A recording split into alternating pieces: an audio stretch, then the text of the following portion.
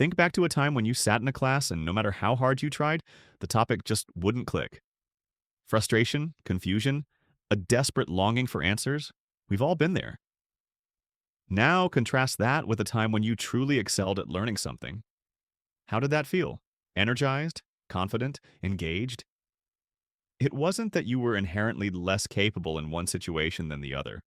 More likely, it was the learning approach used by the instructor. Effective trainers understand this fundamental truth. One size does not fit all when it comes to learning.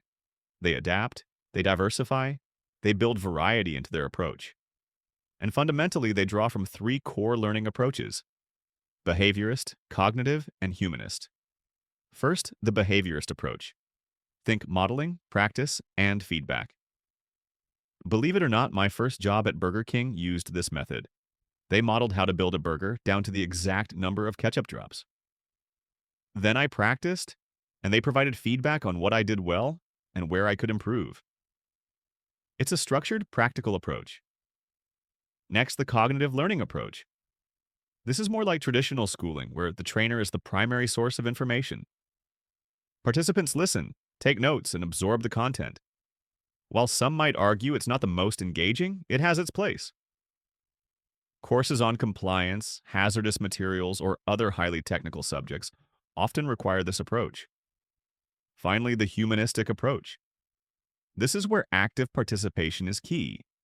The trainer remains the subject expert, but they empower participants to interpret and apply the material. They transition from instructor to facilitator to coach.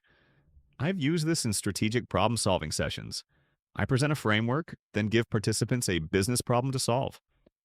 They interpret and apply the framework, and there are often multiple valid solutions. It's about the process, not just the answer. Effective trainers understand that no single approach is universally effective. They know how to blend these approaches, to select the right tool for the right job, to create a truly impactful learning experience. It's about understanding when to model, when to lecture, and when to facilitate. It's about recognizing when your participants need you to guide them and when they need you to empower them. Ultimately, it's not about their intelligence. It's about your ability to create a learning environment that allows them to thrive. It's about creating conditions for success.